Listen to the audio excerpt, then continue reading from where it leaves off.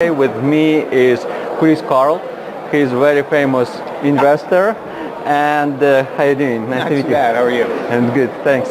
Can you, because for me it was really very difficult to get you here. Sorry about because that. No, it's okay, but because you really people recognize you and running for you, right? But I believe many subscribers don't know you. Can you a little bit make introduction about who you are and what you are doing? So my name is Carl.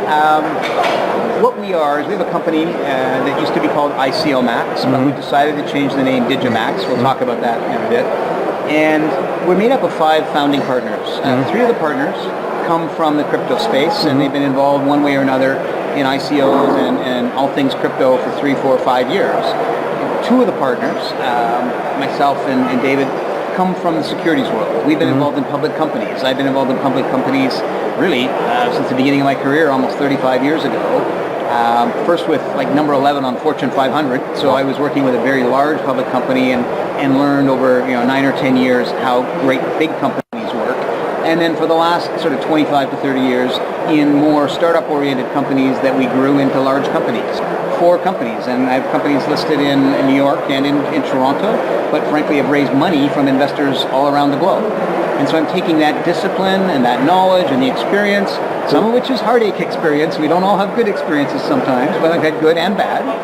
Take that knowledge and apply it to the ICO world with my partners and said, you know what, this is a great industry. The coin industry makes sense as a different type of financial instrument for companies to raise money, as well as on a utility coin to do transactions with customers.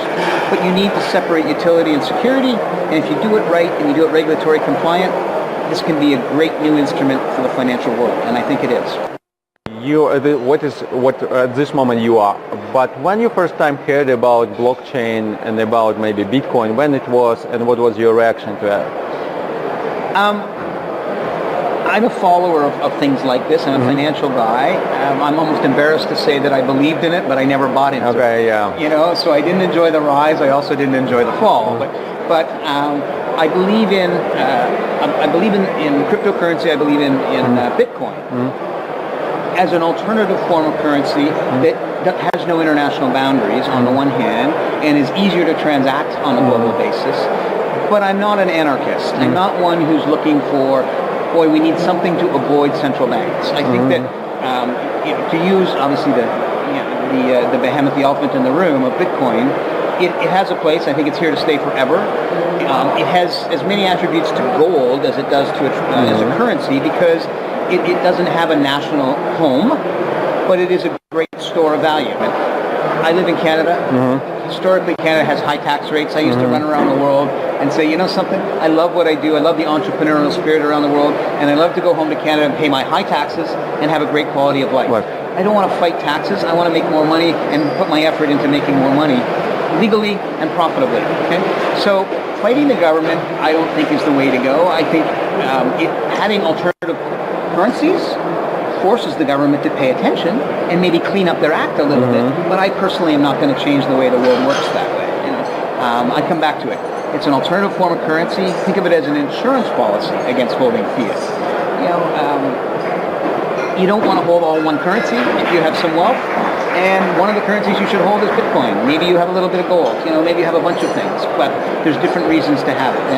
And I do believe in the international transaction ability of something like a Bitcoin.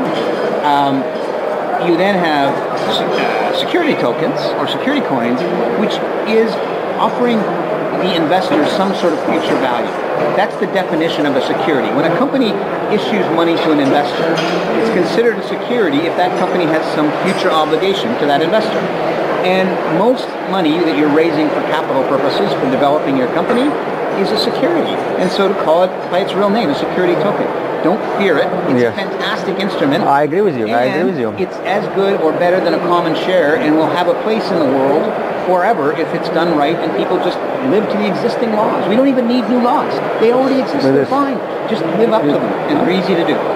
Yeah, I agree with you that also the security tokens is the future, and there is a huge potential for that because if I am investor, you investor, you want to invest in a company which has something, you want to invest in something which has value behind that, right? You are saying that you are traveling around the world, yes, and traveling so many. What gives you power? What inspires you to do this? Why you are doing it? Because you don't have to do this, right? But No. why you do this? Well, I do have a passion for new technologies and new things that are real.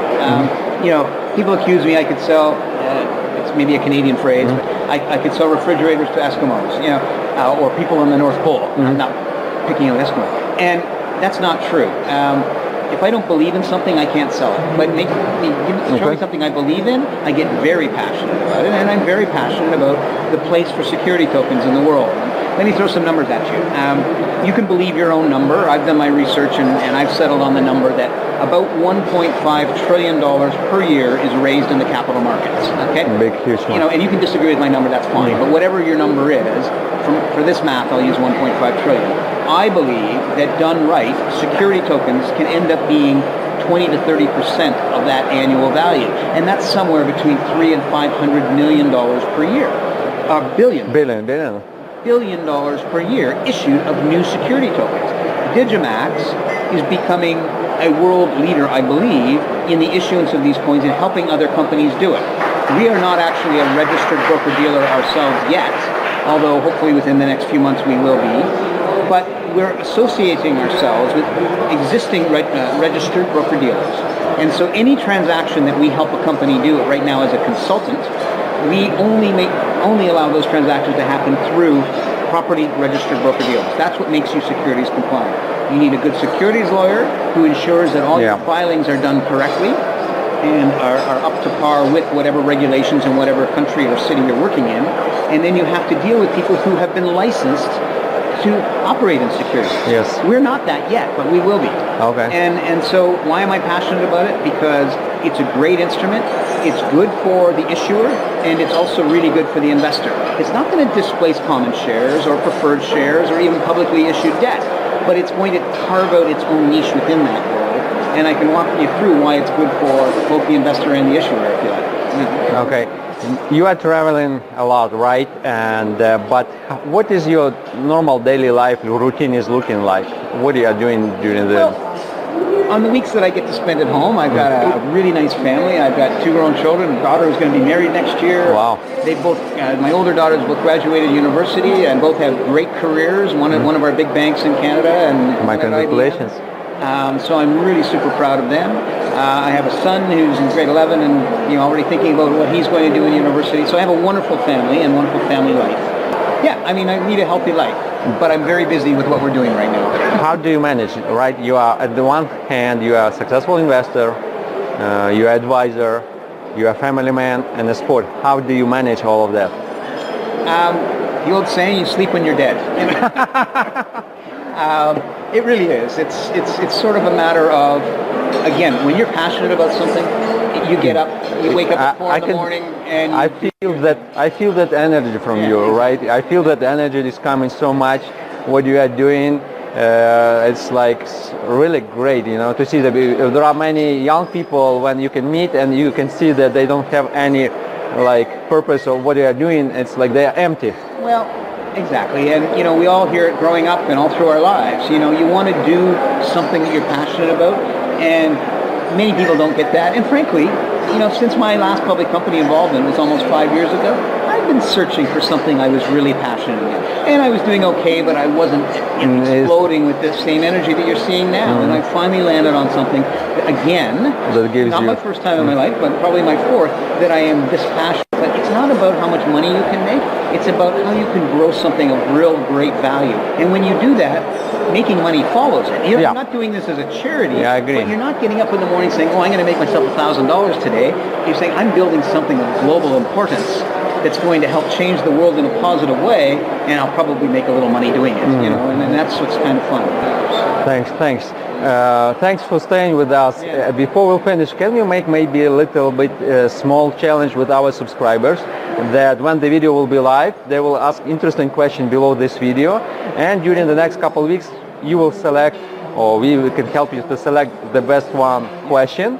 You will answer, and maybe you will present him something, maybe your favorite book, or maybe 30 minutes consultation if it is some maybe company. So